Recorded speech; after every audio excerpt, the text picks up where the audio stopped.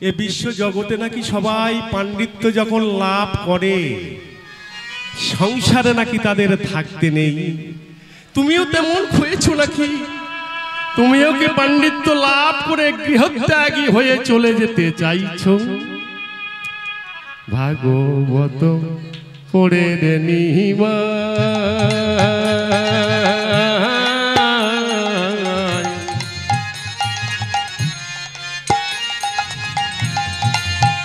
নিমাই পণ্ডিত হয় বড়, কিবা দোষে ওরে নিমাই, জননীকে ছাড়ো রে নিমাই। দাঁড়া রে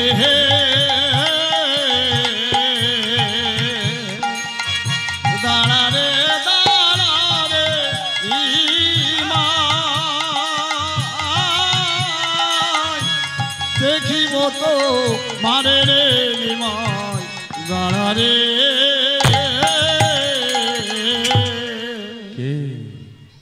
এই নদীর ধারে বসে কাঁদছে কি?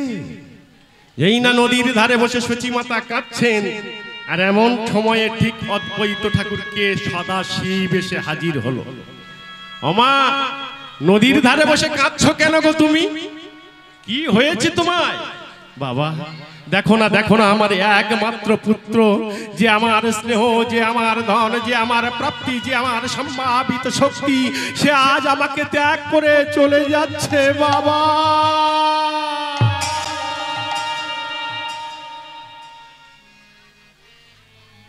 কি বলবেন বলুন তো?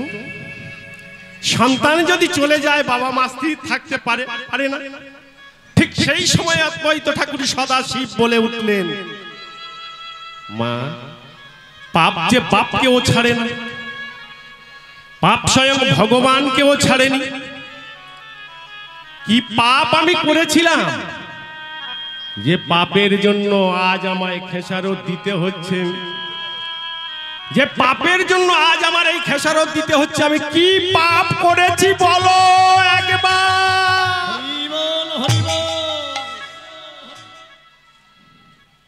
পাপ তো তুমি করেছো।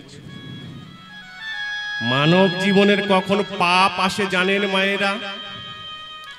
পাপ আর পুণ্যের বিচার করি আমরা, তাই না? পাপ কি আমরা কেউ জানি? পাপ আমরা কেউ জানি না। কখন পাপ বলে মনে করবেন? পাপটা বলে মনে করতে হবে কখন জানেন? নিজের থেকে নিজে যদি কোনো ভুল করে থাকি, নিজে যদি অন্যায় করে যদি থাকি, নিজের বিবেক অন্তর যখন জাগ্রত হয়, নিজের বিবেক যখন জাগরিত হয়, আমি অন্যায় করেছি, আমি ভুল করেছি, ইহাই হলো তোমার পাপ। শাস্ত্র এত সহজ জিনিস নয় মা, আর শাস্ত্র এত সহজ জিনিস হতে পারে না। তাই সেখানে দাঁড়িয়ে পরিষ্কার করলেন, সচী মাতা বললেন, আমি কি পাপ করেছি? মাগো, এ জন্মের পাপ তোমার নয়, এ পাপ তোমার পূর্বের পাপ তোমায় ছিল। আমি তো পূর্বে কোনো পাপ করেছি আমি সজ্ঞানে বলতে পারবো না। পূর্বে যে কি পাপ করেছি তাও তো আমি বলতে পারবো না। আমি কি পাপ করেছি বলো, বলো একবার আমায় বলে দাও।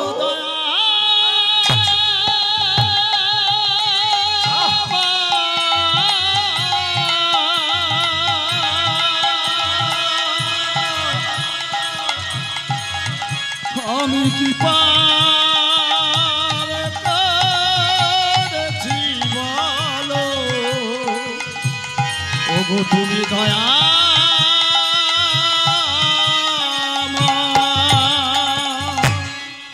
আমি যে একজন নারী, আমি যে একজন মেয়ে ছেলে, মেয়ে ছেলের শুনেছি নাকি শতেক দোষ হয়, শুনেছি নাকি মেয়ে ছেলের হাজার গুণের দোষী হয়ে থাকে। তা আমি এমন কোনো পাপ করেছি তো বলে মনে হয় না। আমি যদি সত্যি পাপ করে থাকি, এ জন্মে যদি পাপ না করে থাকি, আমি কেমন ভাবে বুঝবো আমি পাপ করেছি? বলো বলো বৈষ্ণব ঠাকুর, একবার তুমি বলে দাও। মাগো, এই জন্মের পাপ তোমায় নয়, আগামী ত্রেতা যুগের পাপ যে তোমার মধ্যে বেষ্টন করে ধরেছে, তাই ত্রেতা যুগের পাপে তোমার আজ এই পরিণতি। কে? ত্রেতা যুগে? বললো হ্যাঁ, ত্রেতা যুগের পাপ তোমাকে বেষ্টন করে ধরেছে। তাই ত্রেতা যুগে তুমি কে ছিলে একবার তুমি জানো? বলেন না। ত্রেতা যুগে কে ছিলাম আমি জানি না, শাস্ত্র বলে দিলেন আবার। ত্রেতা যুগে তুমি ছিলে দশরথ বনিতা, ত্রেতা যুগে তুমি ছিলে দশরথ বনিতা, ত্রেতা যুগে তুমি ছিলে দশরথ বনিতা, ত্রেতা যুগে তুমি ছিলে দশরথ বনিতা। আস্তে আস্তে বাবা আস্তে। মায়েরা এখানে মায়ের সংখ্যা বেশি। হ্যাঁ, সবাই তো আমরা নারী। কি মায়েরা নারী তো? আমার সঙ্গে হাত তুলবেন, সহমত করবেন। তাই বলে আপনাদের বলবো না যে হাত তুলে হরিবোল বলুন। সব কীর্তনিয়া বাজারে দাঁড়িয়ে বলে হরিবোল বলুন, আর আপনারা হাতটা তুলে বলছেন হরিবোল বলুন, তাই তো? আমি যতক্ষণ তুলবো, যতক্ষণ থাকবো, আপনাদের বলবো না হরিবোল একবার বলুন। আপনাদের বলবো না মায়েরা হাতটা তুলে বলুন হরিবোল। আপনাদের বলবো না উলুধ্বনি দেন, কারণ আমায় বোঝাতে আমি এসেছি, আর বোঝানোটা নৈতিক কর্তব্য এবং দায়িত্ব বলে আমি মনে করি। তাই যতক্ষণ না এই মায়েদের আমি বোঝাতে পারবো, এই মায়েরা একদিন হাত তুলে দু হাত তুলে ঈশ্বর প্রাপ্তি হয়েছিলেন, আজকের সেই মায়েরা জানে না তারা কখন হাতটা তুলেছিল।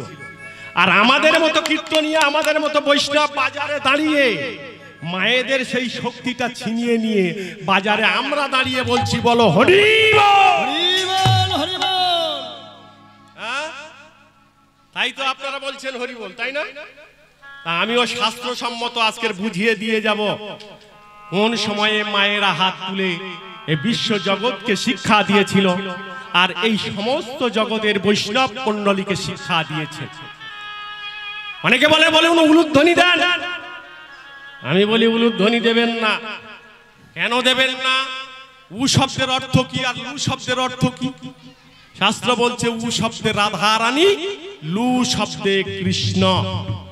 যদি কোনো ব্যক্তি উলুধ্বনি দেন, একজন নারীকে ডাকা হয়। কে সেই নারী? শ্রীমতী রাধা রানী। আর নারী যদি কৃপা করে, আজকের এত টাকা খরচা করে মহতি হরিবাসর আপনারা নির্মাণ করেছেন, তবেই তো সেই নারীর দয়ায় ভগবান শ্রীকৃষ্ণ এখানে আসবেন। হরি বল, হরি বল। তাহলে বিষয়টা কোথায় দাঁড়ালো? উলুধ্বনি কে দিয়েছিল? কোথা থেকে সৃষ্টি হয়েছিল? কোন সময়ে উলুধ্বনি দেওয়া হয়েছিল? আর কার দ্বারায় আপনারা এই উলুধ্বনি পেয়েছেন বাজারে? এগুলো বোঝাবার পর যদি মনে করেন হ্যাঁ এবার উলুধ্বনি দেওয়া দরকার, এবার হাতটা তোলা দরকার, তবেই তুলবেন। তার আগে কেউ হাত তুলবেন না, কেউ উলুধ্বনি দিতে হবে না। ত্রেতা যুগে তুমি ছিলে দশরথ বনিতা, ত্রেতা যুগে তুমি ছিলে দশরথ বনিতা, ত্রেতা যুগে তুমি ছিলে দশরথ বনিতা, ত্রেতা যুগে তুমি ছিলে দশরথ বনিতা। কেন বনিতা বললেন? অপমান করলেন মায়েদের। নারী শুধু হলে হবে না মা, নারীর তিনটি জাত আছে। এবার ভালো করে বুঝে নাও মা, আমি তো আপনাদের মতো মায়ের গর্ভে জন্মগ্রহণ করেছি, আর সেই মাকে যদি মা বলে ডাকি, তাহলে এখানে যে সমস্ত মায়েরা বসে আছে তাদের কেন মা বলতে পারবো না? আর সত্যি যদি মা বলে যদি আমি আপনাদের মানি, আর আপনারা যদি সন্তান বলে আমাকে মানতে পারেন, সন্তান তো মায়ের কাছে অনেক আবদার করে না? তাই আবদার করে এমন কামড় বসিয়ে দেব মা, সে যন্ত্রণা আর সহ্য করতে পারবে না। আর যখন সহ্য করতে পারবে না, উঠে দাঁড়িয়ে দুগালে দুটো চড় দিতে পারেন, কোনো অসুবিধে নেই।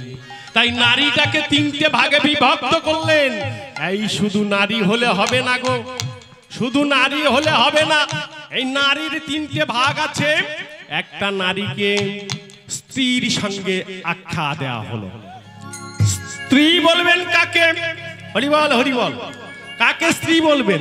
গৃহ সংসারে থেকে যদি স্বামী স্ত্রীর মধ্যে কোনো যদি অমিল ত্রুটি বিচ্ছুতি হয়, যে মা সুন্দরভাবে মানিয়ে নিয়ে সংসারটাকে পরিচালনা করতে পারেন, তাকে স্ত্রীর সঙ্গে আখ্যা দেওয়া হলো। বউ কাকে বলবেন? বউ কাকে বলবেন? যে নারী, আমার মায়েরা করেন কিনা আমি জানি না, মা, যে নারী সদা সর্বদা, যে মা আমার সদা সর্বদা স্বামীকে খাটাতে চালায়, পরিশ্রম করে অর্থ উপার্জন করে নিয়ে এসো, আর সেই অর্থ আমার হাতে দাও, লাগলে তোমার 20 টাকা আমার কাছ থেকে চেয়ে নিয়ে খরচা করো। কি মায়েরা এমন কেউ করেন? যদি করে থাকেন হাত তুলে দেখান যে আমি করি। হরিবল হরিবল। একে বইয়ের সঙ্গে আখ্যা করলেন। আবার বাজারে বসে অনেক মায়েরা বলেন, আমার স্বামী এই চৈতন্য নিয়েছে, তিলক ধারণ করেছে, গলায় মালা নিয়ে বসে আছে, ইনি মনে হয় ভালো পূর্ণ করে, হ্যাঁ, তা আমি যদি যাই পারি করি না কেন, আমার স্বামী যদি কোনো পূর্ণ করে তার অর্ধেক ভাগ আমি পাবো। কি মায়েরা বলে থাকেন? এরকম কথা কেউ বলেন? গর্ব করে বলতে পারেন। কোন মা পারেন? যে মা স্বামীকে সদা সর্বদা ভগবানের স্বরূপে দেখেন, যিনি সন্ন্যাস বা বৈষ্ণব ধর্ম গ্রহণ করেছে, ধর্মের পথকে যিনি অবলম্বিত সহযোগিতা করেন, তাকে বলা হয় অর্ধাঙ্গিনী। আর একমাত্র অর্ধাঙ্গিনী যিনি, তিনি স্বামীর এই পূর্ণের ফল অর্ধেক ভাগের ভাগীদার হতে পারে। তাই তো তিনি বললেন, ও গো মা,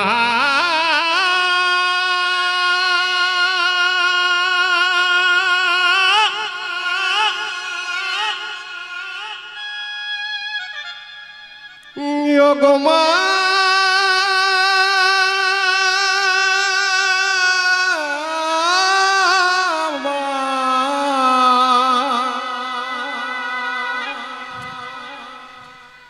ও গো মা, মা, মা,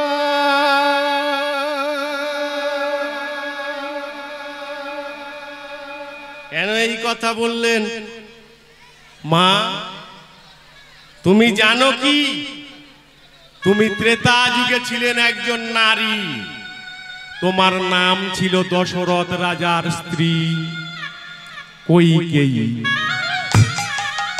দশরথ রাজার স্ত্রী কইকেয়ী। তাই তো তিনি বললেন, ত্রেতা যুগে তুমি ছিলেন দশরথ বনিতা।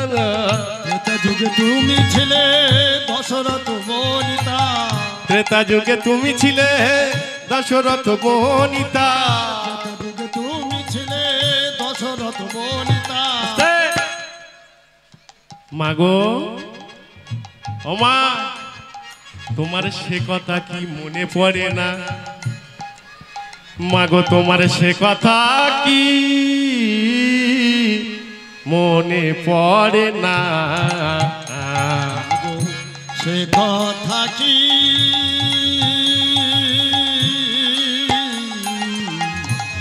মনে পড়ে না? বুঝতে পারলেন? ইকোটাকে হালকা কমিয়ে দিন। বুঝতে পারলেন? আমি ত্রেতা যুগে দশরথের বনিতা ছিলাম, মানে বউ ছিলাম, তাই না? হ্যাঁ। তা আমি কি পাপ করেছিলাম? না, ত্রেতা যুগে তুমি ভগবান শ্রী রামচন্দ্রকে বনবাসে পাঠিয়েছিলে, তাই তো আজ তোমার এই পরিণতি। বলে, রামকে আমি বনবাসে পাঠিয়েছিলাম? হ্যাঁ, রামকে তুমি বনবাসে পাঠিয়েছিলে, আর রামের বনবাসে পাঠাবার জন্য আজ তোমার এই পরিণতি হয়েছে। ও, রামকে আমি বনবাসে পাঠিয়েছি, তাই না? একটু আস্তে আস্তে বাবা। তা রামকে যখন আমি বনবাসে পাঠিয়েছি, ঠিক আছে, তার পাপ যদি এই হয়, তবে রাতের অন্ধকারে গভীর রাত্রে তোমার রাম আমার ঘরে ঢোকে কেন গো?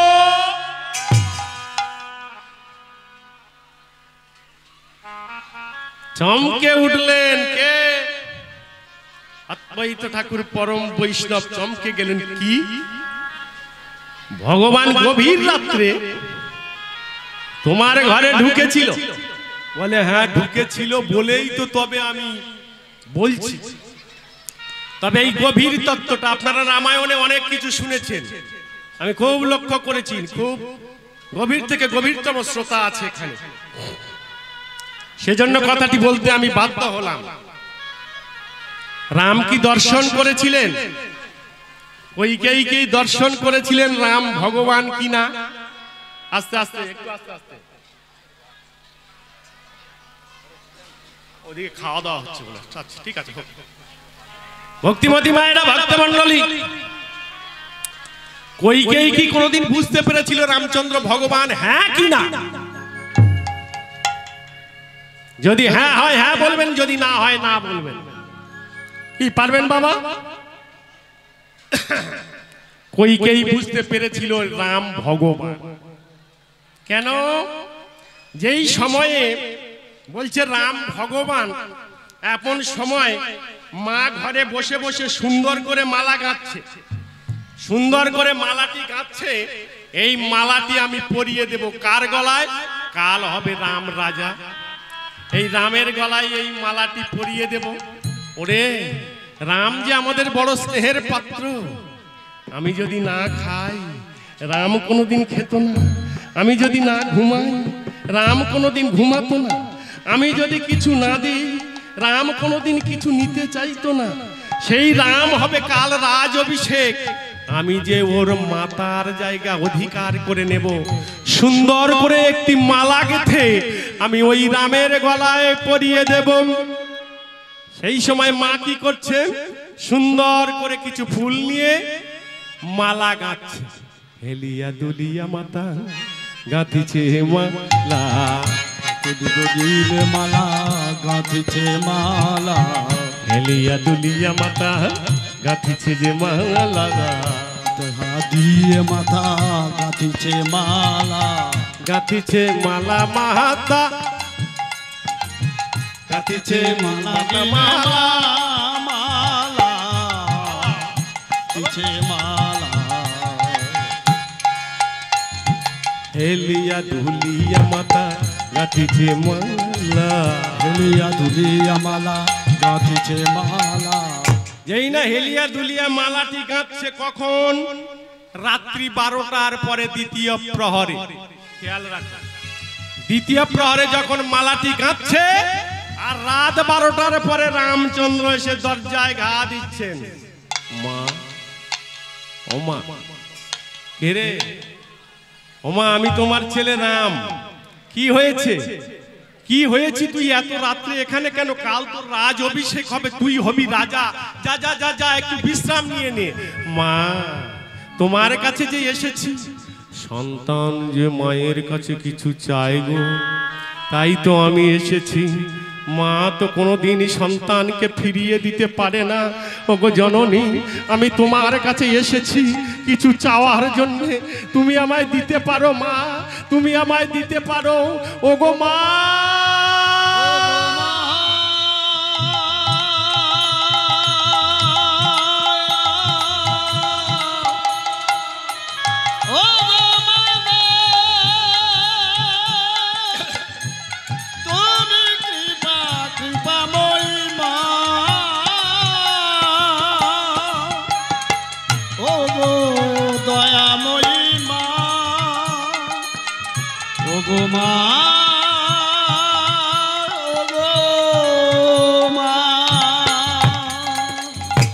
চমকে দাঁড়িয়ে কে? কইকেয়ী মা।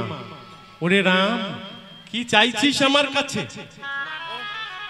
বহু মূল্যবান রত্ন যে আপনার কাছে আছে, যদি আমায় একবার দেন তাহলে আমার মনোবাসনা পূরণ হয়, আমার মনোবাসনা পূরণ হয়। মা, সন্তান যে মায়ের কাছে কত কিছু চাই গো, একবার তুমি দাও না মা। ওরে কি চাইছিস আমার কাছে বল? সঙ্গে সঙ্গে মায়ের হাতটা নিয়ে রামচন্দ্রের মাথায় দিয়ে বলছে, মা তুমি ত্রিসত্য অঙ্গীকার করো, আমি যা চাইবো তুমি তাই দেবে। হরি বল, হরি বল। দেব। আমি মা হয়ে সন্তানকে কোনোদিন ফিরিয়ে দিতে পারি না, আমি প্রতিজ্ঞা করছি দেব রে রাম, দেব। তবে বলতে হবে তুই কি বর চাস। তখনই রামচন্দ্র বলেছিল, হরি বল, তখনই রামচন্দ্র বলেছিল, ভগবান স্বয়ং বলেছিল, মা ভক্তের ডাকে ভগবান ছুটে আসে, ভগবানের ডাকে কোনোদিন ভক্ত যায় না। তাই তো এখানে সবাই ভক্ত ভগবানকে ডাকছেন। সবাই মিলে ভগবানকে ডেকে নিয়ে আসবো বলে আমরা দায়িত্ব নিয়েছি, আজকে দুঃখ করছি তার কাছে। ভগবান কি কোনোদিন দুঃখ করে আমাদের আপনাদের নিয়ে যেতে পেরেছেন বা নিয়ে যাবেন বলে মনে হয়? বাস্তব বিজ্ঞান জগতের ছেলে, ইয়ং জেনারেশন প্রচুর আছে, হ্যাঁ, তাদের দিকেও যাব বাবা, আস্তে আস্তে যাব। তাহলে সেই জায়গায় দাঁড়িয়ে এবার পরিষ্কার করছে, ওমা যুগ থেকে যুগান্তর পর্যন্ত কত মুনি ঋষি আমার চরণ পাওয়ার জন্য ভজনা করছে, তুমি যদি একবার কৃপা করো আমি অবশ্যই সফল হব। এইবার ভক্তের মতো ভক্ত হলে সে বুঝতে পারবে না বাবা, পারবে তো? তখন কইকেয়ী বলছে, কে রে রাম, তুই কি সত্যি ভগবান নাকি রে? তুই যদি সত্যি ভগবান হয়ে থাকিস আমি তোর জন্য অতল তলে যেতে রাজি আছি। পয়েন্টিং ওয়ান, তোর জন্য অতল তলে যেতে রাজি আছি। এবার বলছে পয়েন্টিং টু। পয়েন্টিং টু কি কথা বলতে চাইছেন? তবে তোর জন্য অতল তলে আমি যেতে পারি। শুধু রামায়ণ পড়লে হবে না বাবা, রামায়ণ নিয়ে অনেক বাজারে বড় বড় কীর্তনিয়া অনেক বড় বড় ডায়লগ মারেন, ভাষণ মারেন। আমি বলি যেমন ভাষণ মারছেন তেমন বইয়ের দিকে লক্ষ্য রেখে একবার বইটাকে নজর রেখে কথা বলুন। সনাতনী ধর্ম এত সহজ ধর্ম নয়। কলিযুগে 5200 বছর যার পরমায়ু, আর একে একে যে সমস্ত ধর্ম সৃষ্টি হয়েছে আমি আপনাদের সামনে উল্লেখ করে দিয়ে যাব কোন কোন ধর্ম কত খ্রিস্টাব্দে সৃষ্টি হয়েছে। এমনকি ইসলাম ধর্ম, যদি কোনো ইসলাম ব্যক্তি এখানে থাকেন আমার আওয়াজটা কর্ণে নিয়ে থাকবেন, কত খ্রিস্টাব্দে মুসলমান ধর্ম সৃষ্টি হয়েছে। তাই সনাতনীর উপরে আঙুল দেখাবার চেষ্টা কেউ করবেন না। তাই সেখানে দাঁড়িয়ে পয়েন্টিং টু কি দেখাতে চাইলো? একদিকে তুই কি সত্যি ভগবান নাকি, আর তুই যদি সত্যি ভগবান হয়ে থাকিস তোর জন্য আমি অতল তলে যেতে রাজি। আর দ্বিতীয় বলছে কি, রাম রে যদি তোর বিশ্ব যুগল মূর্তি রূপটা আমায় দর্শন করাতে পারিস তবে আমি ভক্ত আর তুই ভগবান। সাধুর চেয়ে চোরের এক কলম পড়া বেশি আছে, এটা সবাই জানি। আমি ভক্ত হয়ে বলতে চাইছি তুই কি চাইতে এসেছিস সেটাও আমি জানি। তবে তোর এই বিশ্বম্ভর মূর্তি রূপ যদি তুই আমায় দর্শন করাতে পারিস আমিও কথা দিচ্ছি আমি তোর পিতার কাছে গিয়ে চাইব দুটি।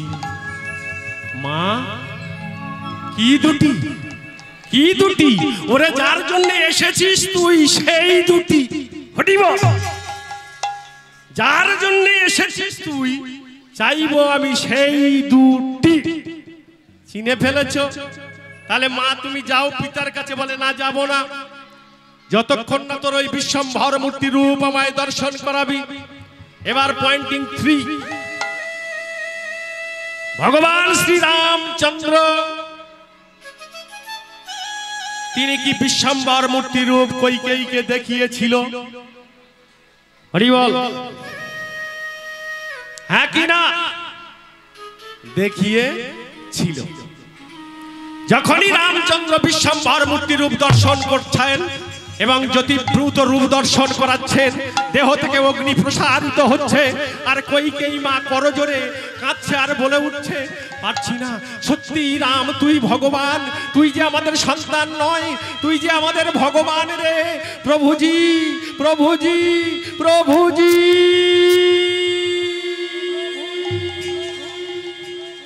প্রভুজি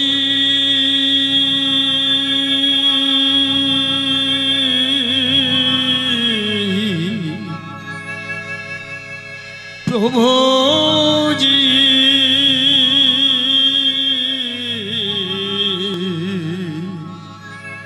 তুমি দাও দর্শন, আশায় আশা জেগে আছে দুটি পিয়াসী নয়ন, আশায় আশা জেগে আছে দুটি পিয়াসী নয়ন। প্রভুজি তুমি দাও দর্শন, প্রভুজি তুমি দাও দর্শন।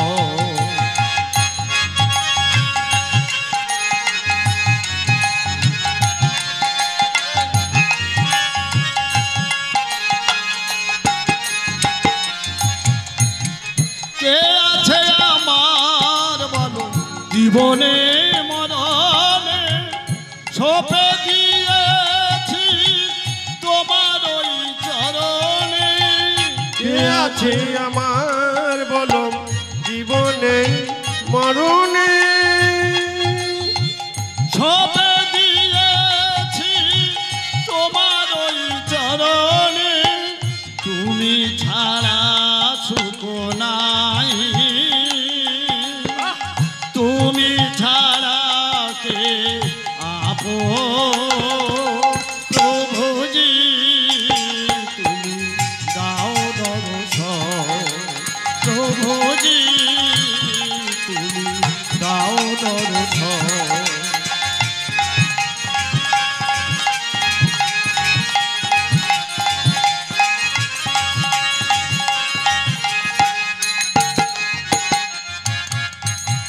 তুমি ধ্রুব তারা পথের আধারে, তব প্রেম জ্যোতি দেখাও আমারে। তুমি ধ্রুব তারা জ্যোতি দেখাও তোমার ওই ধ্রুব যোগ। তুমি ধ্রুব তারা পথের আধারে, তব প্রেম জ্যোতি দেখাও আমারে। নিধার প্রভু গো গিরিধারী নাগর, মীরার প্রভু গো গিরিধারী নাগর, তোমায় আমার চিরবন্ধ। প্রভুজি তুমি দাও দর্শন, প্রভুজি তুমি দাও দর্শন। আশায় আশা জেগে আছে দুটি পিয়াসী নয়ন, আশায় আশা জেগে আছে দুটি পিয়াসী নয়ন। প্রভুজি তুমি দাও দর্শন, প্রভুজি তুমি দাও দর্শন। প্রভুজি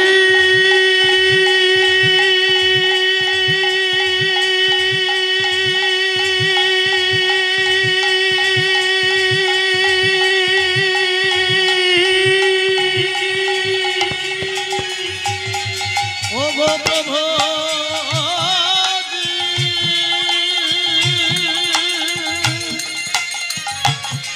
প্রভুজি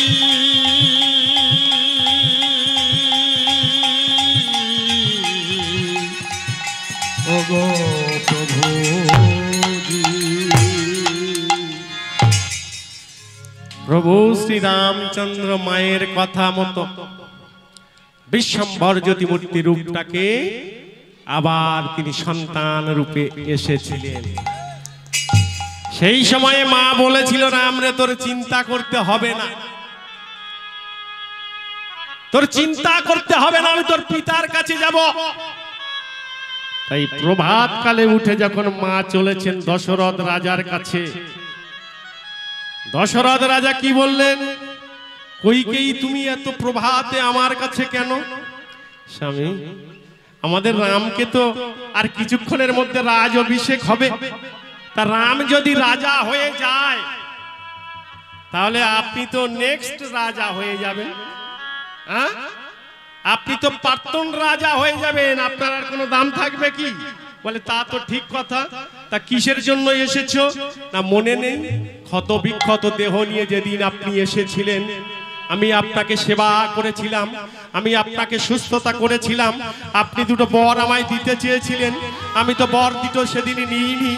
আজ যেদিন বলেছিলাম, যেদিন আমার মনে হবে, যেদিন আমার চাইতে হবে, যেদিন আমি চাইবো সেই দিনে নেব বরটি।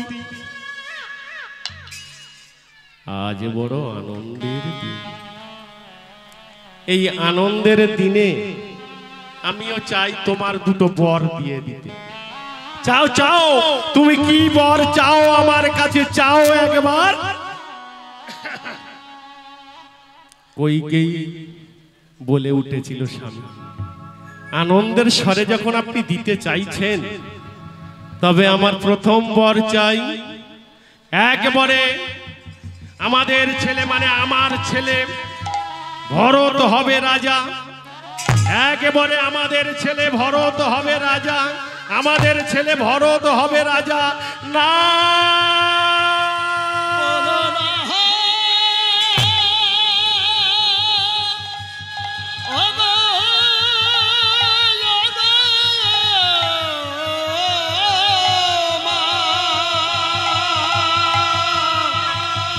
তুমি বলো না, তুমি বলো না, বলো না। ও মায়েরা, গরু হারালে বউকে মা বলতে হয় জানেন তো? হ্যাঁ, গরু হারালে বউকে মা বলতে হয়। দশরথ রাজা আছাড় খেয়ে মাত্র পড়েছেন কার? কইকেয়ীর চরণ দুটি ধরে জড়িয়ে বলছে, এমন করে এবারে চেও না গো, আমাদের রামকে তুমি জানো, আমাদের রাম যে স্বয়ং ভগবান। কইকেয়ী বলেছিল, আমিও জানি রামকে, রাম ভগবান কিনা আমিও জানি, তাই তো রামের নির্দেশ মতো আমি যে বর চাইতে এসেছি, দ্বিতীয় বর তোমায় দিতে হবে স্বামী। দ্বিতীয়বারে তোমার ওই সাধের রাম 14 বৎসরের জন্য বনবাসে পাঠিয়ে দাও।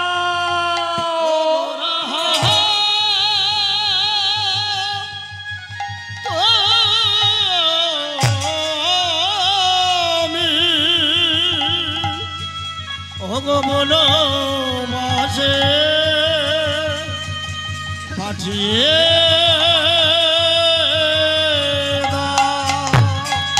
আসছে। তাহলে পয়েন্টিং এ কি এসে দাঁড়ালো? আমাদের রামকে 14 বছরের জন্য বনবাসে পাঠিয়ে দাও। যেই না বলেছেন রাজা দশরথ গালে থেকে জল গড়িয়ে যাচ্ছে, আর যেই না রাজা দশরথের গাল থেকে জলটা গড়িয়ে যাচ্ছে, তত্ত্ব বলছে, শাস্ত্র বলছে, পাপ বাপকেও ছাড়ে না, পাপ স্বয়ং ভগবানকেও ছাড়েনি। তাহলে পাপ বাপকে ছাড়ে না বললো কেন মা? এই দশরথ রাজা পাপ করেছিল। মাগো, গর্ভে তো সন্তান ধারণ করেছেন, গর্ভের সন্তানটাকে কোলে নিয়ে বড় আনন্দ উপভোগ করছেন। তত্ত্ব শাস্ত্র এত সহজ জিনিস নয়, সমস্ত বাস্তব জগতের সঙ্গে বহু মিল আছে। আমরা মিল করাতে পারি না, আমাদের দুর্বলতা। আমাদের মতো কীর্তনিয়া বাজারে দাঁড়িয়ে হরিবাসরে নাচছেন, ধিক ধিক ধিক ধিক করে নাচছেন, আর নেচে উন্মত্ত কীর্তনিয়া উন্মত্ত ভক্ত তৈরি করে রেখে চলে যাচ্ছে। শাস্ত্রের এত বড় কি সিদ্ধান্ত আছেন জানেন? এই 4টে খুঁটি কে? এদের নাম কি? এরা কারা? নিচে একটা কলা গাছ বসিয়ে দিয়েছেন, ঘট বসিয়েছেন, নিচে মাটি দিয়েছেন, তার ভিতরে জল দিয়েছেন, উপরে একটা কলা দিয়েছেন, হ্যাঁ, আবার আমের পত্র দিয়েছেন, তাই না বাবা? দিয়েছেন তো, হ্যাঁ, এই গ্রামের মঙ্গলের জন্য, সমাজের মঙ্গলের জন্য। আজকের দাঁড়িয়ে আমি এই গোপন তত্ত্ব প্রকাশ করে দিয়ে যাব। এই চারটে খুঁটি কে? এরা কারা?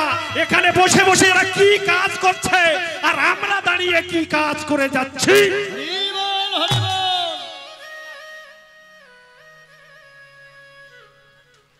20 দাও, 50 দাও, 1 লক্ষ দাও, ক্যালি মেরে নেচে আর এই সমস্ত মায়েদের উন্মত্ত ভক্ত তৈরি করে দিয়ে যাব। আগামী দিনে এরা অন্ধ হয়ে দাঁড়িয়ে থাকবে। কিন্তু শাস্ত্র এটা তো দেখায়নি, গ্রন্থ এটাও তো দেখায়নি। নেওয়ার জায়গা দিয়েছে, দেব আপনাদের জন্য। পাত্র যদি থাকে সেই পাত্রে তো ভক্তির রস দিতে পারি বাবা, কি দেওয়া যায় না? তা পাত্র যদি খালি হয় টিকবে কি? এরা মনে হয় একটু নাচানাচি হলে ভালো হয়। এই নাচ যে আপনার জীবনে কত কাল ডেকে দেবে, সেই কালের কল্পনা আপনি করতে পারবেন না। আমি আজকের দাঁড়িয়ে এখানে বলে দিয়ে যাব। হরি বল, হরি বল। এইবারে কি করলেন? রাজা দশরথ কাঁদছেন, আছাড়কে পায়ে দুটো জড়িয়ে ধরে কাঁদছে, আর তত্ত্ব বলছে পাপ পাপ কেউ ছাড়ে না। কেন এ কথা বললেন? পাপ পাপ কেউ ছাড়ে না কেন এ কথা বললেন? বলার একটাই মাত্র কারণ, পাপ পাপকে ছাড়ে না।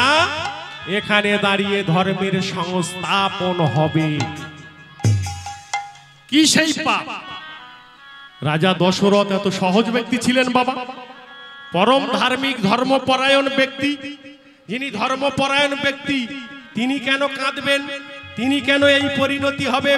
রাজা দশরথের কোনো সন্তান ছিল না, ছিল মাত্র একটি কন্যা।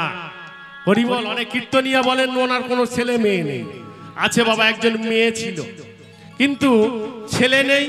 ছেলে যখন নেই, ছেলের জন্য কাঁদতে কাঁদতে গহন জঙ্গলে গিয়ে হাজির। কেন? আমার এত বড় সম্পত্তি, আমি এই সম্পত্তির রাজা, কে ভোগ করবে? কেউ তো আমার নেই। তাহলে ভোগ করাবার একজন দরকার তো থাকা দরকার আছে। তাহলে আমার যদি সন্তান না থাকে, শাস্ত্রে লিখে রেখেছেন ভূত নামক গয়া থেকে মুক্তি দিতে পারে একমাত্র নিজের সন্তান। পিতামাতার মৃত্যুর পরে তাহলে রাজা দশরথ মনের দুঃখে চলেছে গহন জঙ্গলে।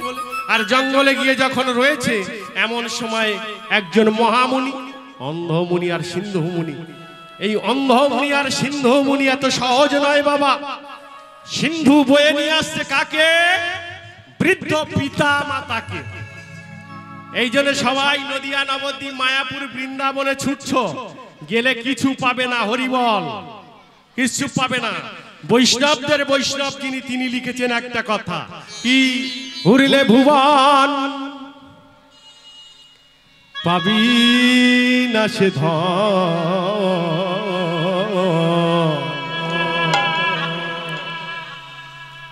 জ্ঞান নয়ন না ফুটিলে পরে। ঘুরলে ভুবন পাবি না রে মন, জ্ঞান নয়ন না ফুটলে পরে। ঘুরলে ভুবন পাবি না রে মন, ঘুরলে না মন পাবি না রে। আর ঘুরিলে ভুবন পাবি না সে ধন, জ্ঞান নয়ন না ফুটিলে পরে। ঘুরলে ভুবন পাবি না রে মন, জ্ঞান নয়ন না ফুটলে পরে। একদম স্টপ, কাটা তত্ত্ব হবে। বলছে ঘুরলে ভুবন পাবি না সে ধন। কোন ধন? মন্দিরে যে শ্রীকৃষ্ণ আর শ্রীমতী রাধা রানী আছেন, একে পাওয়ার জন্য নদিয়া, নবদ্বীপ, মায়াপুর, বৃন্দাবনে ছুটছি তো। কি বাবা, ছুটছি না? কিন্তু শাস্ত্র বলছে পাবে না। আমার এই তত্ত্বটাকে একটু সুন্দরভাবে খেয়াল করার চেষ্টা করবেন মায়েরা। আমি বলেছিলাম না, আপনাদের সন্তান হয়ে এমন একটা তত্ত্ব আপনাদের সামনে তুলে দেব, জীবনেও কল্পনা করতে পারবেন না। তাই তো সেখানে দাঁড়িয়ে বললেন, ঘুরলে ভুবন পাবি না সে ধন, জ্ঞান নয়ন না ফুটলে পরে ওরে ঘুরলে ভুবন পাবি না রে মন জ্ঞান নয়ন না ফুটলে পরে নদিয়া নবদ্বীপ মায়াপুর বৃন্দাবনে যাও না কেন গো, জ্ঞানের নয়ন যদি না ফোটে তাহলে কোনোদিন তাকে পাবে না গো। কেন? এই রাজা দশরথের দিয়ে দেখাচ্ছেন কি, এখন অন্ধমুনি আর সিন্ধু তো কাঁধে করে নিয়ে আসছে কে, বাবা আর মাকে, দুজনে অন্ধ, তাদেরকে বাঁকে করে বইতে বইতে নিয়ে আসছেন। একটা গানের হবে দুটো তত্ত্ব হবে, আর দুটো তত্ত্ব হয়ে যাচ্ছে, খেয়াল রাখবেন। তাহলে এইবারে ঠিক কাঁধে করে নিয়ে চলেছেন, এমন সময়ে পিতা বলছে, ওরে সিন্ধু আমি বড় তৃষ্ণার্ত, আমাকে যদি একটু জল খেতে দিস তাহলে আমার জীবনটা বাঁচে রে। সিন্ধু রে, ওরে সিন্ধু, সিন্ধু রে, সিন্ধু রে। সিন্ধু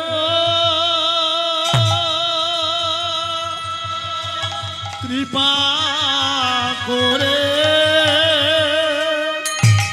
আমাকে জল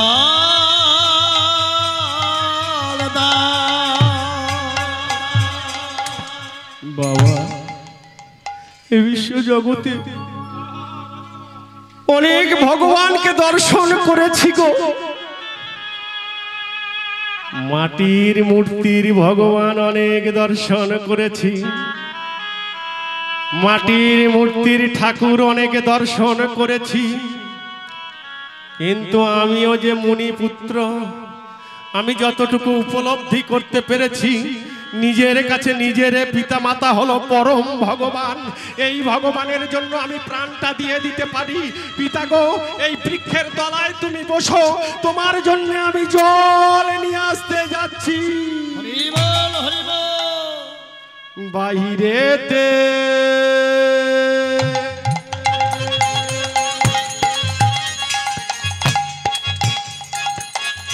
ঘুরিলে তারে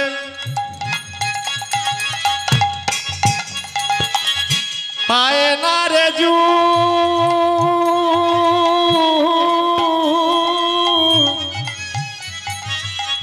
যুগান্তরে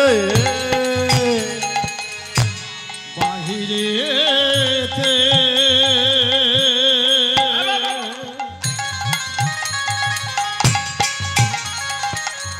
ঘুরলে পরে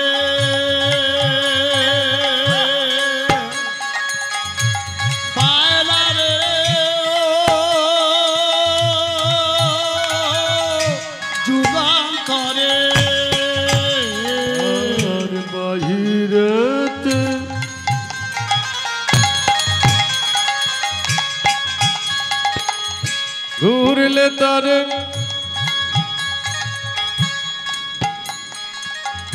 পায় না রে জু,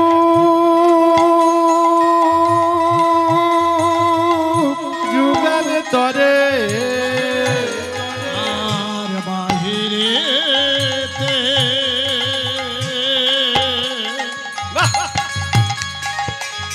ঘুরলে তারে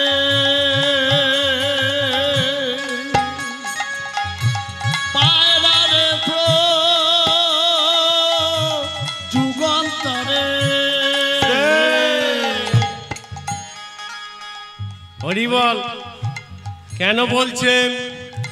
ঘরে যদি বৃদ্ধ পিতা মাতা থাকে, ঘরে যদি শ্বশুর শাশুড়ি থাকে, তাকে যদি কোনো ব্যক্তি বাদ দিয়ে যতই নবদ্বীপে যাও, যতই বৃন্দাবনে যাও, ঘরে যদি মা থাকে কিংবা বাবা থাকে, বড় চৈতন্য রেখে গোসাই হয়েছো না, বাবা মাকে ছেড়ে ঘরে রেখে দিয়ে ওই ভগবানকে পাওয়ার জন্য আমরা সবাই ছুটেছি।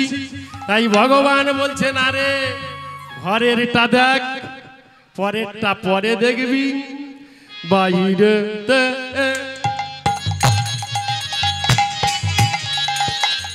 ঘুরিলে তারে পায় না রে জু, যুগানে তরে আর বাহিরে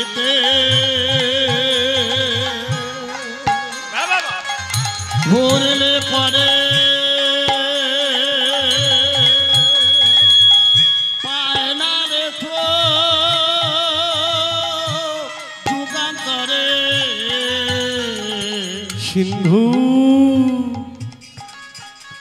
তুই যে আমার জন্য জল আনতে গিয়েছিস, আমি যে বড় সন্তুষ্ট। আমি এ মানব জীবনে মুনি হয়ে যদি কোনো পূর্ণ অর্জন করে থাকি রে, আমি তোর জন্য সব দিয়ে দিলাম। এই না এই কথা বলেছেন। আর সিন্ধু গিয়ে কলকল রবে জল যখন নিচ্ছে, কলকল আওয়াজ হয়ে যাচ্ছে বাবা। আর এমন সময় রাজা দশরথ মনের দুঃখে গেল বনে। আর বনে গিয়ে ওই তীরটাকে ছুটছে। কি তীর? শব্দভেদী বাণ। ওরে বাণ, যেখান থেকে এই কলকল অবিক্রিয়াত আওয়াজ আসছে, আমি তোকে নির্দেশ করছি, ওকে ওকে বিদ্ধ করে দাও, ওকে বিদ্ধ করে দাও। এই না তীরটি গিয়ে সিন্ধুর বুকে লাগলেন। সিন্ধু বলে উঠলেন, কে?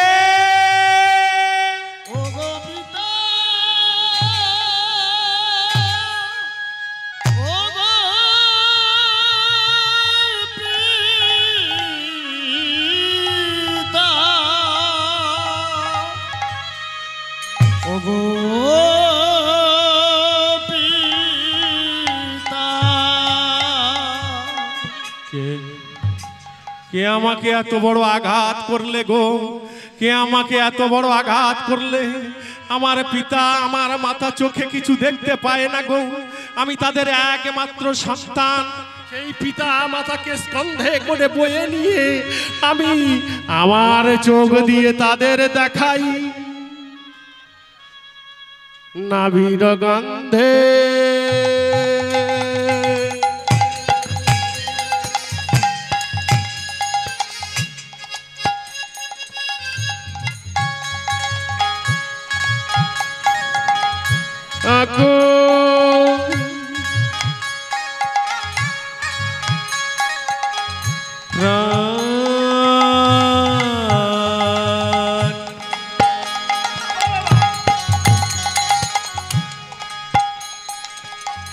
নাভির গন্ধে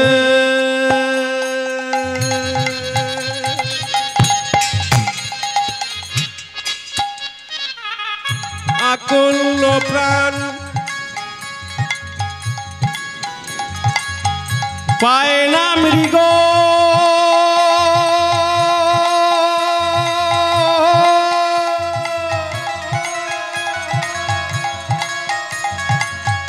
তাহারও সন্ধান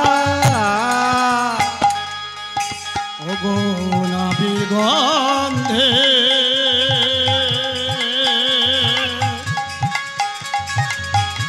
আকুল করে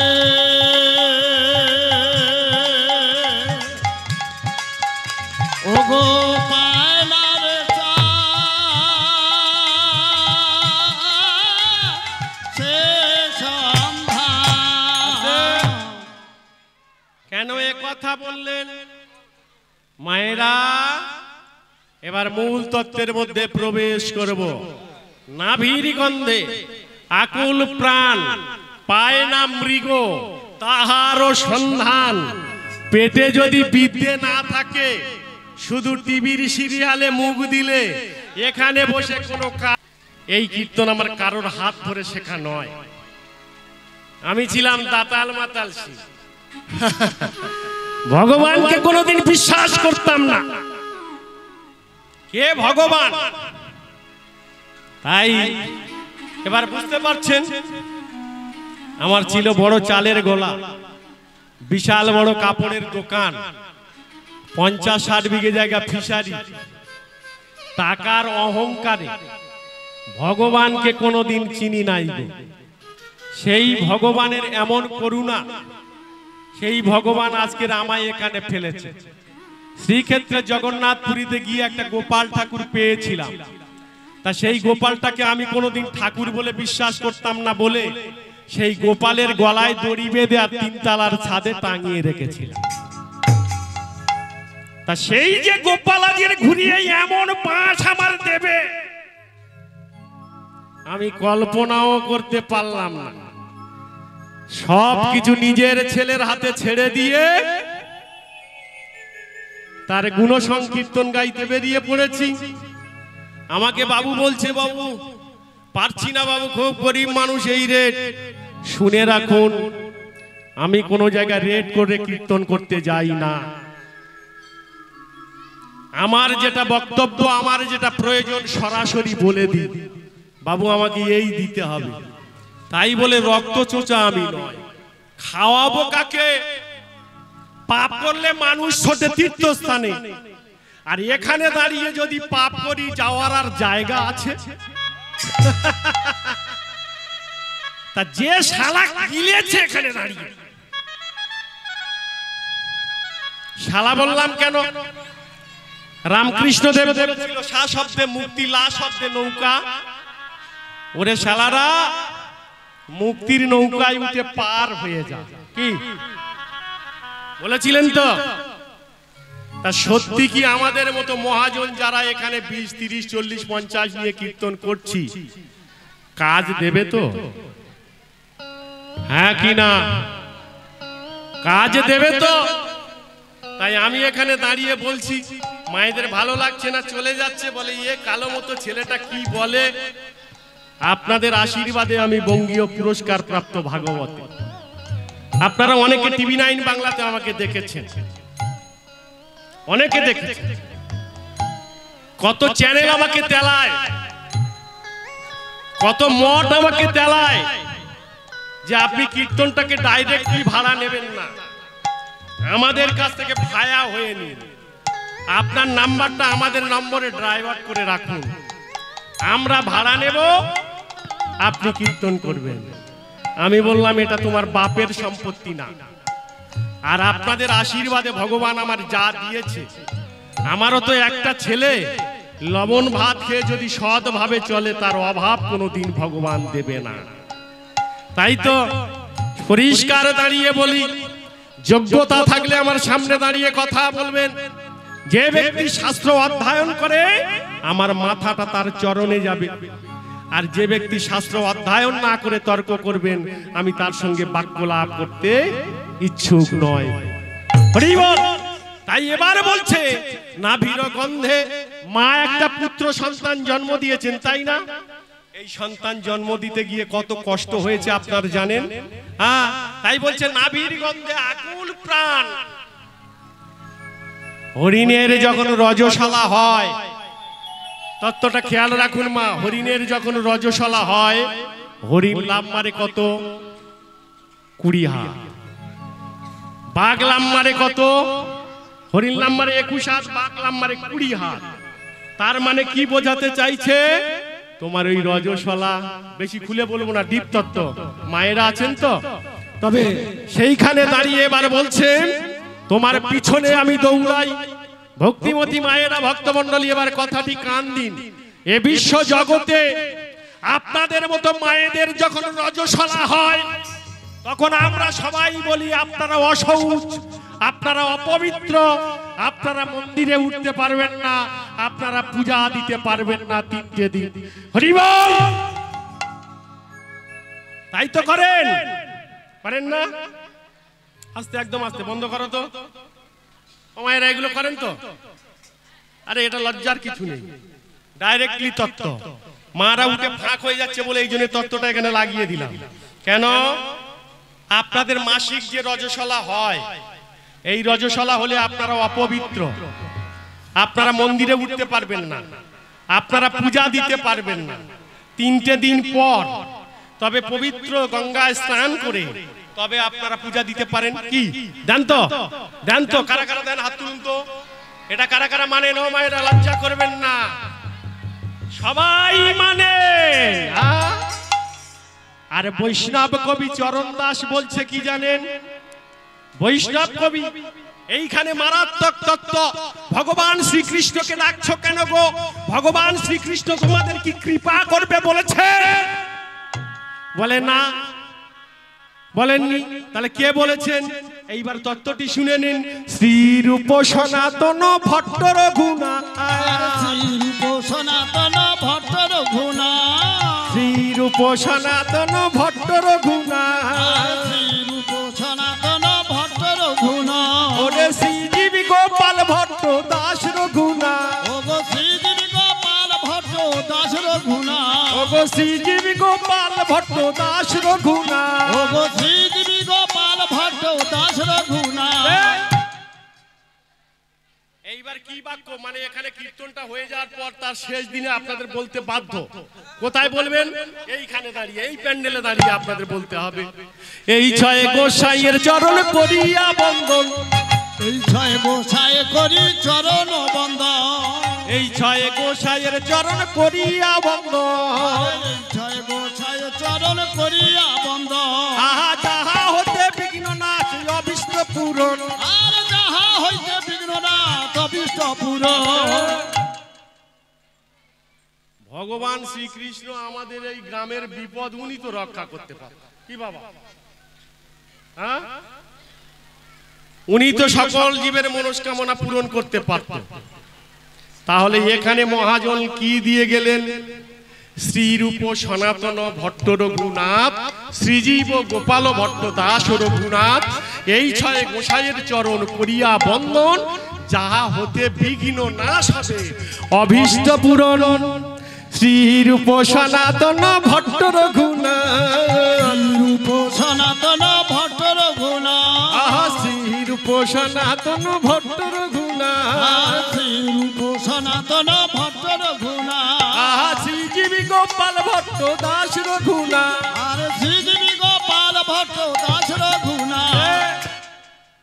এই ছয় গোসাইয়ের চরণ করিয়া বন্দন, যাহা বিপদ আবাদ হবে সব হবে অভীষ্ট পূরণ। কমিটির কাছে আবেদন করব, আপনারা এটা বলবেন হ্যাঁ কি না? বলবেন তো? আপনাদের ব্রাহ্মণ হোক আর বৈষ্ণব ঠাকুর এলে এই যজ্ঞ শেষে এটা বলতে আপনার বাধ্য, বলতে হবে। তাহলে সেইখানে দাঁড়িয়ে সেই চরণ দাস বাবাজি, যার বাড়ি বাংলাদেশের ফেনী থানাতে, সে পরিষ্কার করে দিল, মাগো এই 3টে দিন এই রজশালা এত সহজ নয়। এই 3টে দিন আপনার দেহে 3টি দেবী করে বসস্থান, 3টে দেবী আপনার দেহে করে বসস্থান। আপনি যদি বলতে পারেন সন্ন্যাসী বাবু, প্রথম দিনে কোন দেবী, দ্বিতীয় দিনে কোন দেবী, তৃতীয় দিনে কোন দেবী, আপনার চরণে আমার মাথাটা লুটিয়ে দেব গো জননী। বৃদ্ধ তো হয়ে গেলেন, আজও পর্যন্ত জানলেন না। জেনে নিন, প্রথম দিন বাঁধ ভাঙা ঢেউয়ের মতো অনর্গল রক্ত দেহ থেকে যখন আসছে, সেদিন পতিত পাবনী মা গঙ্গা আপনার দেহে করে বসস্থান।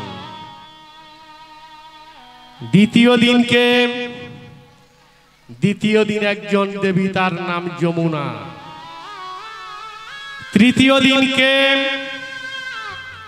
তৃতীয় দিন হলেন বাগ দেবী সরস্বতী, আপনার মতো মায়ের দেহে বসস্থান করেন। যদি বলেন সন্ন্যাসী বাবু এটা বিশ্বাস কি করে? আপনি কি পণ্ডিত নাকি তাই এত বড় কথা আপনি বলছেন? হ্যাঁ মাগো, এই 3টে দিন আপনারা হলেন মহা পবিত্র।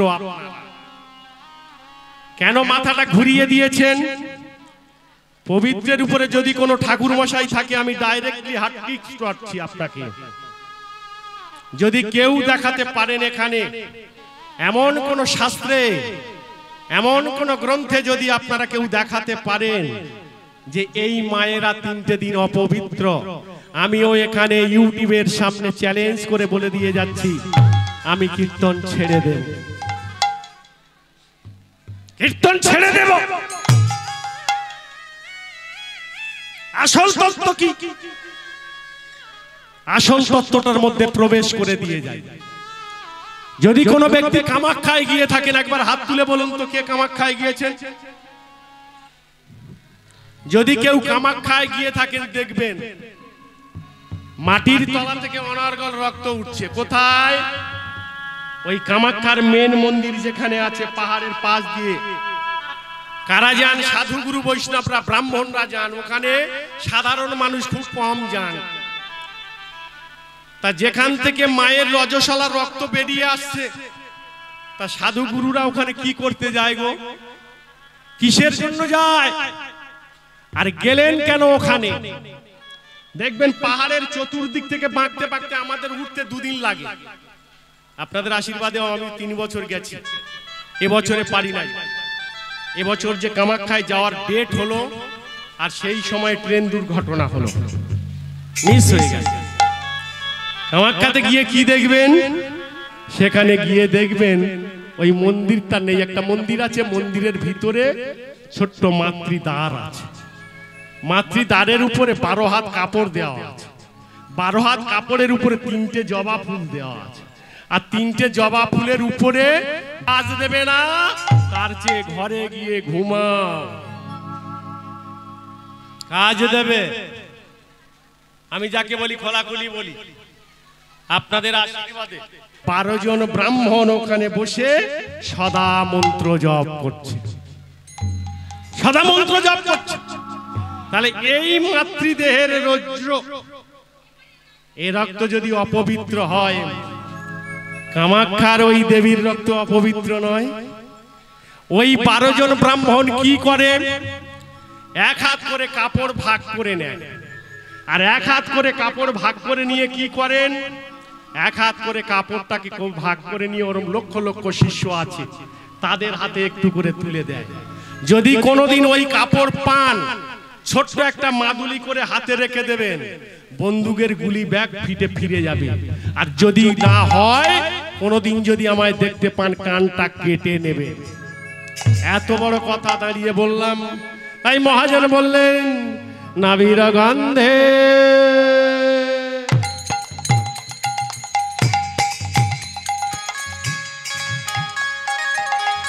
ইয়াকো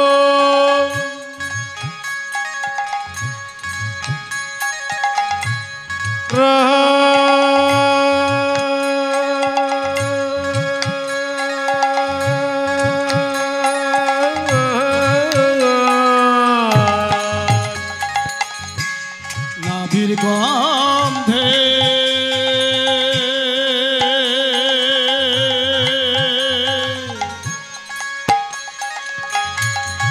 আকল করে ওরে পায়ে নাম মৃগ,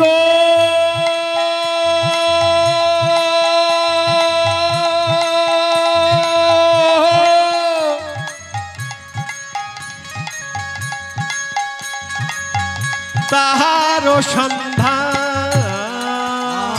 নাভির গন্ধে আকুল করে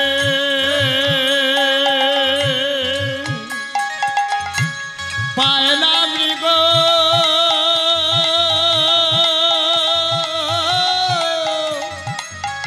তাহার সন্ধান।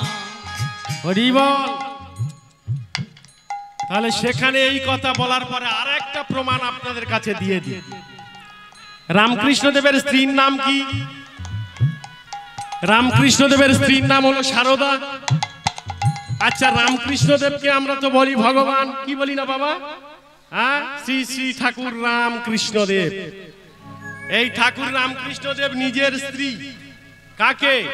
সারদাকে বসিয়ে দিয়ে কি দিয়েছিল? 3টে জবা ফুল। ও বাবা, স্বামী হয়ে স্ত্রীকে পূজা করতে পারবেন?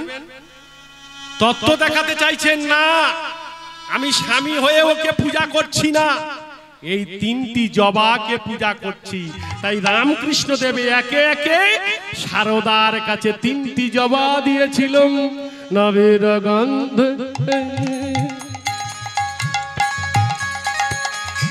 আকল প্রাণ,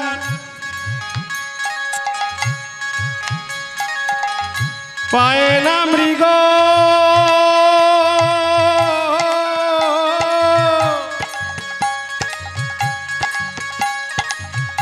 তাহার সন্তান। নাভির গন্ধে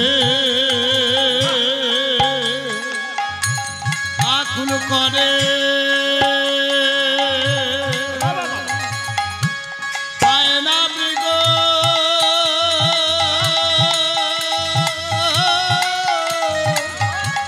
তাহারও সন্ধান। হরি বল। এবার বলছে হবি আছে গাভীর দেহে, গাভী কি তা জানতে পারে? জ্ঞানাঞ্জন শলাকায়া দিয়ে মোহের ঝাপসা দেয় ঘুচিয়ে, যদি কৃপা করে পরে শ্রী গুরুর কৃপা হলে পরে। হরি বল। এই জন্য শাস্ত্র লিখছেন অদীক্ষিতের মুখ হইতে কৃষ্ণ নাম শ্রবণীয় নিষিদ্ধ। পরিষ্কার করেছেন কৃষ্ণ নাম আপনি যত করুন না কেন, দীক্ষা না নিয়ে আপনার ওই গাছে কোনোদিন ফসল ফলবে না।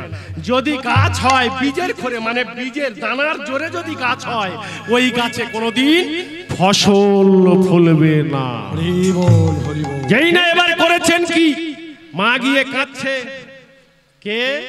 সিন্ধু আর অন্ধমুনি কাঁদছে, সন্তান এখনো এলো না কেন?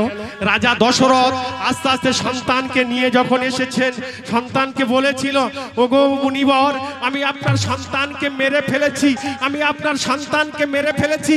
না, তুমি মারতে পারো না, তুমি মারতে পারো না। আমার একমাত্র সন্তান, ওর চোখ দিয়ে আমরা দেখি, ওর চোখ দিয়ে চলি। তাকে যখন তুমি মেরে ফেলেছো, আমিও মুনি হয়ে অভিশাপ দিচ্ছি, আমারও মৃত্যু হবে আর কিছুক্ষণ পরে। আর আমার অভিশাপে একদিন পুত্র শোকে তোমারও মৃত্যু হয়ে যাবে।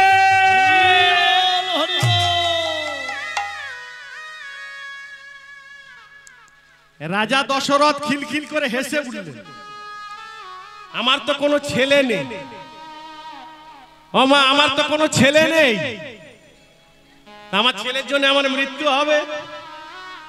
সেদিন বলেছিল মুনিবাক্য কোনোদিন লঙ্ঘন হয় না।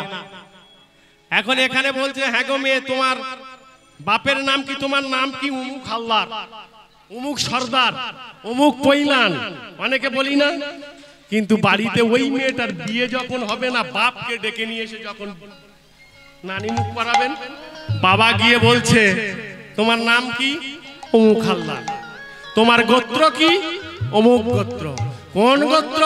না, আমার গোত্র হলো কাশ্যপ গোত্র। শুনে রাখুন, প্রত্যেকের বংশ পরিচয় হলো তার নিজের কাছে নিজের গোত্র। তাহলে গোত্র কারা? তারা হলো মুনি। আর মুনি বাক্য কোনোদিন লঙ্ঘন হতে পারে না।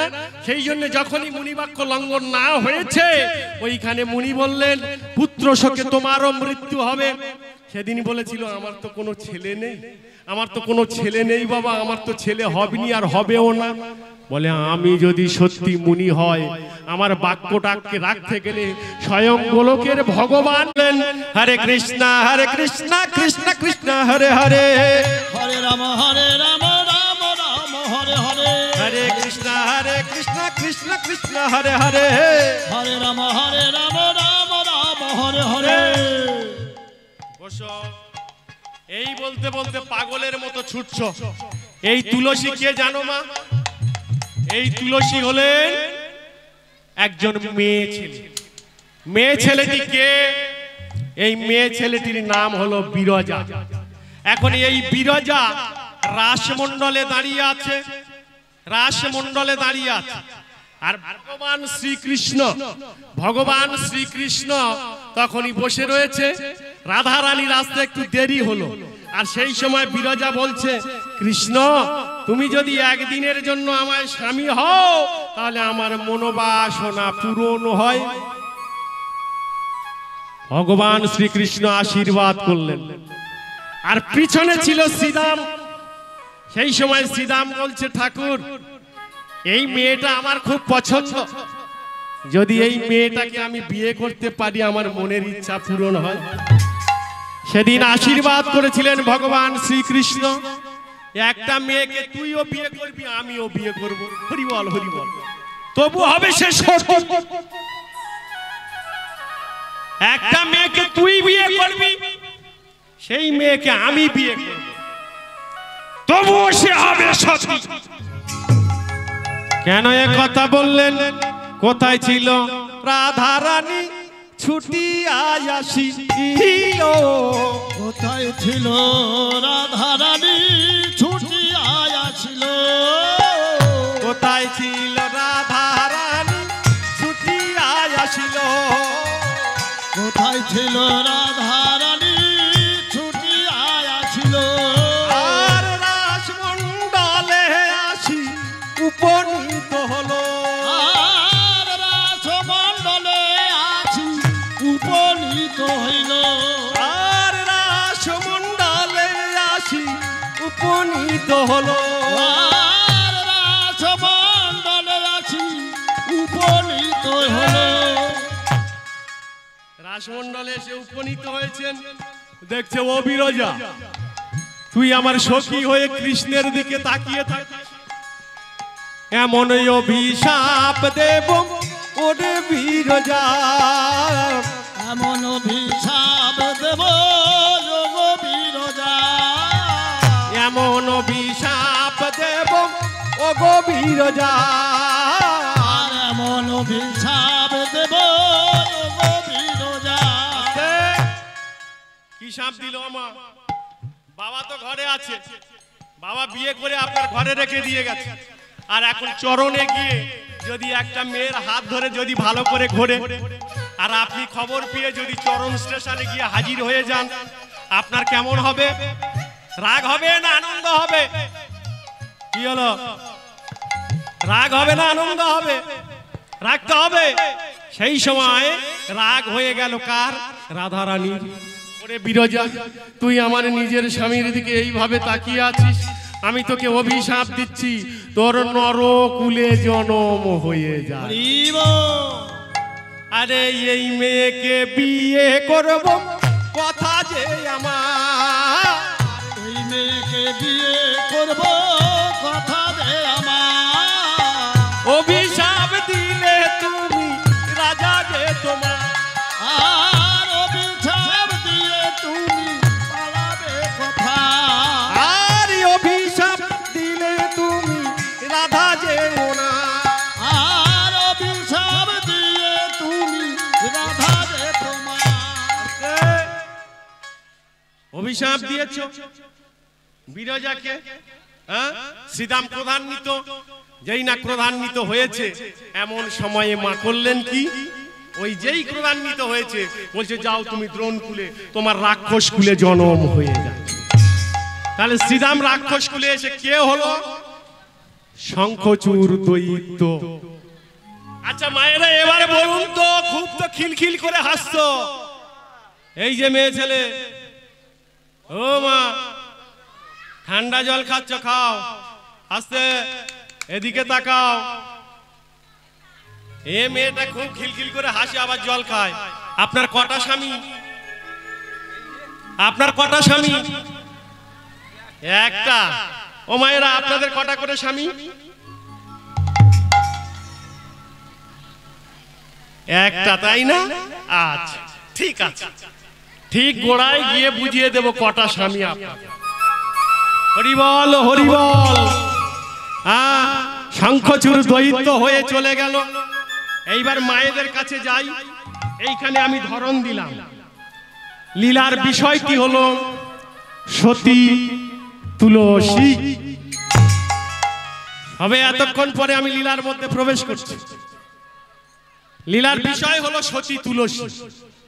যার দুটো স্বামী সে সতী হতে পারে কি করে বাবা? কি? তাহলে ঠিক সেই জায়গায় প্রবেশ করছি, সতী তুলসী।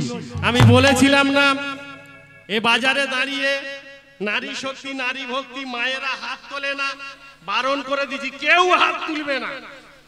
কেন? একজন মেয়ে ছেলে সর্বপ্রথম হাত তুলে বিশ্ব জগৎকে শিক্ষা দিয়েছিল। সেই মেয়ে ছেলেটিকে প্রথম জন্মে তার নাম বেদবতী, যার জন্য রামায়ণ। আর তার অভিশাপে রাবণের বংশ ধ্বংস।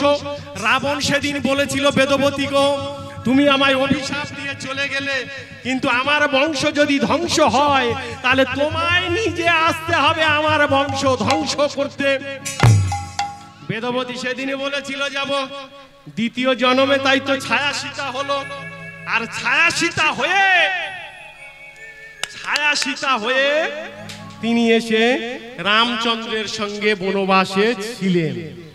অরিজিনাল সীতা নিয়ে গেল অগ্নিদেব, ছায়া সীতাকে নিয়ে গেল কে? রাবণ। রাবণ নিয়ে গিয়ে তো তার বেডরুমে রাখতে পারত, হ্যাঁ? তা বেডরুমে না রেখে অশোক কাননে কেন রাখলেন? সে জানে বেদবতী তুমি এসেছো, তাই তোমাকে আমি অশোক কাননে রেখে দেব, তোমাকে ভজনা করব, তোমাকে সাধনা করব, আর ভক্তির নয়নের অশ্রু জল তোমার চরণে দিয়ে তোমার স্বামীকে টেনে নিয়ে আসবো লঙ্কাতে। কারণ আমি জানি আমি সেই স্বর্গের দ্বারের জয় বিজয় রে, হ্যাঁ, স্বর্গের দ্বারের জয় বিজয়। তাই বেশ কিছুদিন থাকতে থাকতে ছায়া সীতার দেহে কামনা বাসনা এলো। আর যেই না কামনা বাসনায় এসেছে, রামচন্দ্রের কাছে গিয়ে বলছে, স্বামী আমায় আপনার চাই, খুব ভালো লেগেছে আপনার এই খালি শরীরটা, বুকে কত চুল, সুপুরুষ দেখতে, আমি আপনাকে পতিরূপে পেতে চাই। এমন সময় রামচন্দ্র বলিল তাহারে, এমন সময় রামচন্দ্র বলিল তাহার, এমন সময় রামচন্দ্র বলিল তাহার, এমন সময় রামচন্দ্র বলিল তাহার। যাও তুমি সোমনাথে গিয়ে সাধনা করো। তা সোমনাথে গিয়ে সাধনা করেছিল কার? শিবের। ও মায়েরা, শিবের সাধনা করেছিল। আর শিবের যেই সাধনা করেছেন শিব আসার আগে, এর আগে ওই মেয়েটি মানে স্বর্ণ লক্ষ্মী হয়েছেন 3 লক্ষ বছর সাধনা করে, ভৃগুর কন্যা হয়ে জন্মগ্রহণ করেছিল। আর পরবর্তীকালে ভৃগু ভগবান খুঁজতে গিয়ে নারায়ণের বুকের ছাতায় লাথি মারিল। মেরেছিল তো বাবা, ভৃগু পদচিহ্ন আজও রয়েছে কি? হ্যাঁ কি না? আছে তো? তাহলে সেই ভৃগু পদচিহ্নের পরে এমন সময় ছায়া সীতা ভজন যে করে, এমন সময় ছায়া সীতা সজল কথা, এমন সময় ছায়া সীতা ভজন করে, আর এমন সময় ছায়া সীতা ভজন করে। কার ভজন করছে? শিবের। এবার শিব সন্তুষ্ট হয়ে হাজির। ছায়া সীতা বলো ঠাকুর কি বর চাও? ও মা, এইবারে বলছে আমি চাই কি? তুমি চাও কি? আমি চাই পতি। বলে তথাস্তু। এই যে মেয়ে ছেলে, পতি মানে কি? এই মেয়েটাকে বলছি, তোমরা তো সবাই মা, এই মেয়েটাকে মাথায় মারবো কি একদম? হ্যাঁ, বলে একটা স্বামী। এবার বলছে কি কি চাও? বলে আমি পতি চাই। বলে তথাস্তু। পতি শব্দের অর্থ কি? স্বামী তো। তারপর বলছে পতি চাই তথাস্তু, তারপর বলছে পতি চাই তথাস্তু, তারপর বলছে পতি চাই তথাস্তু, তারপর বলছে পতি চাই তথাস্তু। ভগবান, আমার কি 5টা স্বামী না কি হবে গো? বলে একবার দেখিয়ে দিয়েছি যখন উপায় নাই, তাই তো বলেছেন গো এ জগতের পতিকে নিয়ে এত বাড়াবাড়ি করো না। তাই দিলেন কলম। আর না বাজায়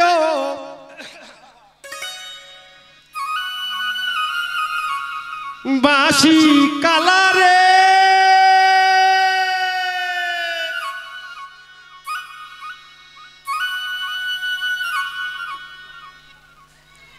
খুব আনন্দ উপভোগ করছো না? আরে না বাজায় আস্তে আস্তে বাঁশি কালারে। কেন এ কথা বললেন? শব্দ অর্থ তত্ত্ব সম্পূর্ণ রয়েছে, তাই আমি অত ডিপ তত্ত্বের মধ্যে ঢুকবো না। হ্যাঁ, মায়েরা মাঝে মাঝে রেগে যাচ্ছে, তাই না বললেন আরে না বাজায় বাঁশি কালারে।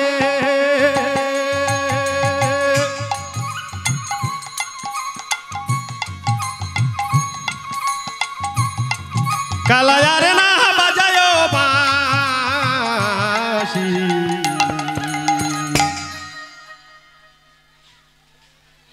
পিছনে কে আছে? ঘরে আছে কাল ননদি কালা কেমন করিয়া আসি রে।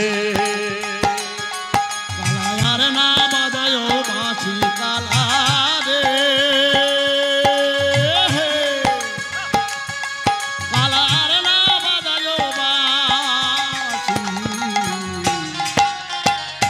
ঘরে আছে কাল নদী কালা কেমন কইরা আছি রে।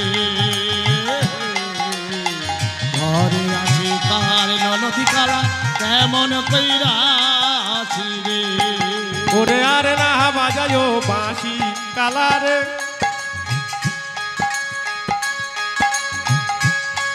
কালা আর না বাজায় বাঁশি। ঘরে আছে কাল ননদি কালা কেমন করিয়া আসি রে। ঘরে আছে কাল ননদি কালা কেমন করিয়া আসি রে। কালার না বাজায় বাঁশি কালা রে, কালার না বাজায় বাঁশি। ঘরে আছে কাল নদী কালা কেমন কইরা আছি রে। ঘরে আছে কাল নদী কালা কেমন কইরা আছি রে। ওরে ও কালা রে,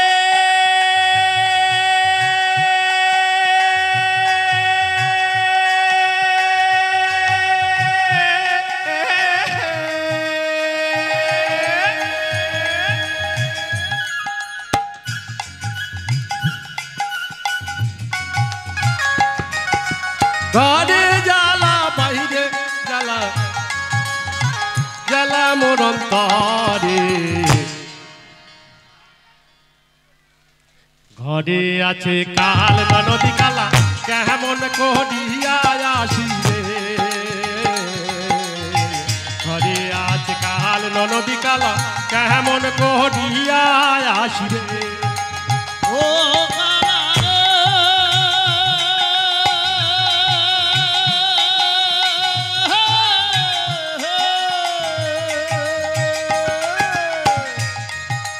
ঘরে জ্বালা বাইরে জ্বালা, জ্বালা মোর অন্তরে। ঘরে আছে কাল নদী কালা কেমন কইরা আছি রে। ঘরে আছে কাল নদী কালা কেমন কইরা আছি রে। হরি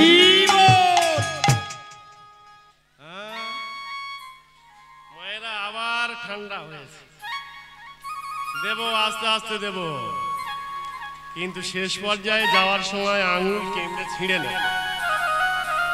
কেন এ কথা বললাম? একটু রস আস্বাদন করার জন্য। কি রস? ভগবানের শ্রী প্রেয়তী রস আস্বাদন করাবার জন্য কত দিক বের দিয়ে দিয়ে আসতে হচ্ছে দেখুন। এ রস তো শহর রস নয় মা। বলছে কি, তাহলে ভগবান আমার 5টা স্বামী হবে? বলে হ্যাঁ। তা আমার যদি 5টা স্বামী হয় তাহলে বিশ্বজগতে যত মেয়ে ছেলে থাকবে তাদের? বলে কোনো চিন্তা করো না, ওদেরও 5 জন স্বামী হবে। তাহলে কবে হবে আমার 5টা স্বামী?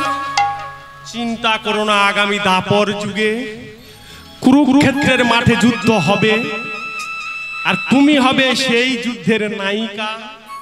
তোমার নাম হবে মহাভারতের নায়িকা। তোমার নাম হবে দ্রৌপদী। হরি বল হরি বল। ঠিক ধরেছে। তোমার 5টা স্বামী হবে। তোমার 5টা স্বামীর নাম কি জানো? বলে কি নাম হবে? বলে কেন ক্ষিতি? এইবারে দেখুন কত কায়দা। কেন বললেন ক্ষিতি? অব, তেজ, মরদ আর বোম, এই 5টা স্বামী। ক্ষিতি শব্দের অর্থ কি? মাটি। অব শব্দের অর্থ কি? জল। তেজ শব্দের অর্থ কি? আগুন। মরুদ শব্দের অর্থ কি? হাওয়া। বোম শব্দের অর্থ কি? শূন্য। তোমার একটা স্বামীর নাম হবে যুধিষ্ঠির, ভীম, অর্জুন, নকুল, সহদেব। এই পায়খানার দ্বার আর প্রস্রাবের দ্বার এত সহজ ভেবো না। ভগবান শ্রীকৃষ্ণ মুরলীধর বাঁশি বাজান তো, বাঁশিরই 9টা ছিদ্র আছে, আর আপনি আপনার নিজের দেহে 9টা ছিদ্র আছে। চোখে দুটো, কানে দুটো, নাকে দুটো, গালে একটা, প্রস্রাবের দ্বার একটা, আর পায়খানার দ্বার একটা। তাই বলেছেন ও কালারে এত সহজ জায়গা নয়, এই তত্ত্ব বোঝান ও কালারে।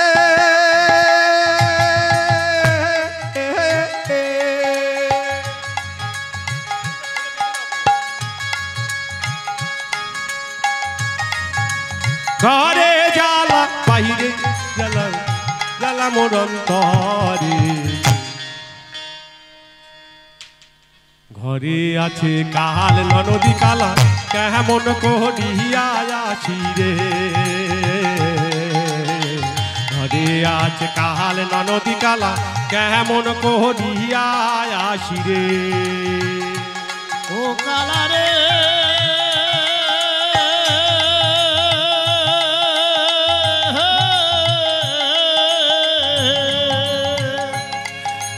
ঘরে জ্বালা, বাইরে জ্বালা, জ্বালা মোর অন্তরে।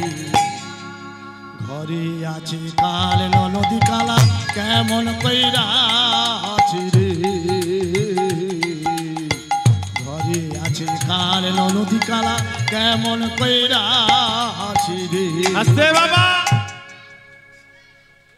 তাহলে এই মহাভারতের নায়িকা যার 5টা স্বামী, সেও সতী, আর এ বিশ্ব জগতে আপনাদেরও 5টা করে স্বামী। সাথে শাঁখা দিয়েছেন শঙ্খচূড় একটা স্বামী। কি ঢং, কপালে সিঁদুর দিয়ে বসে আছে। মায়েরা এখন আর সিঁদুর ব্যবহার করে না, এখন লিপস্টিক নিয়ে ঘষে দিচ্ছে। কে জানেন? তাহলে না বুঝিয়া করে কাজ, এজন্য তোদের মুন্ডে পড়ে বাজ। এর বলছি না বুঝিয়া করিস কাজ, তাই তো তোদের মুন্ডে পড়ে বাজ। ওই মহাভারতের নায়িকা দ্রৌপদী যেদিন রাজসভায় ছিল দাঁড়িয়ে, এমন সময় দুঃশাসন তার কাপড় ধরে টানে। ওই না কাপড় ধরে টানে, ওই না কাপড় ধরে টানে। এমন সময়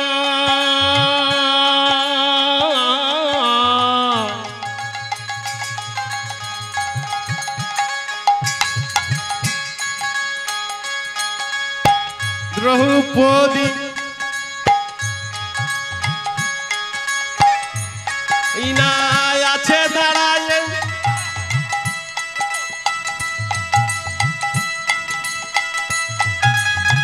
ছুটে এসে দুঃশাসন তার কাপড় ধরে। ওই না কাপড় ধরে টানে, ওই না কাপড় ধরে টানে, ওই না কাপড় ধরে টানে। এই যে মা আছে বাবারা, রাস্তা দিয়ে যদি একটা মেয়ে যদি হাঁটতে হাঁটতে যায়, অন্য কোনো অপর ছেলে এসে যদি কাপড় ধরে টানে, ভালো লাগে? লাগবে? হ্যাঁ, তেমন সময় দুঃশাসন ছুটি আসিয়া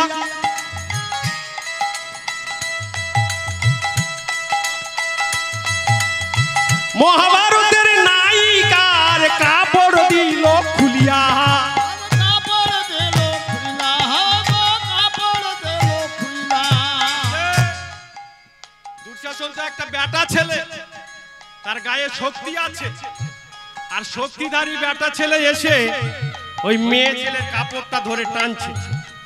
এখন মেয়ে ছেলের কাপড়টা ধরে যখনই টানছে, তখন মায়েরা কি করে? সহজে ভগবানকে ডাকে। আসতে বলেন না, বেড়াল গাছে ওঠে কেন মা?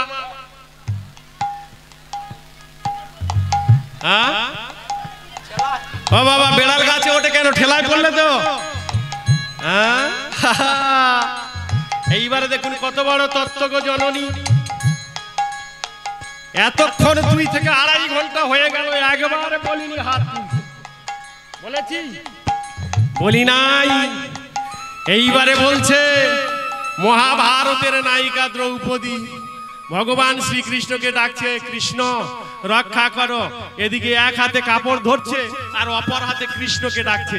কৃষ্ণ বলে, লজ্জা ঘৃণা ভয় তিন থাকতে ন।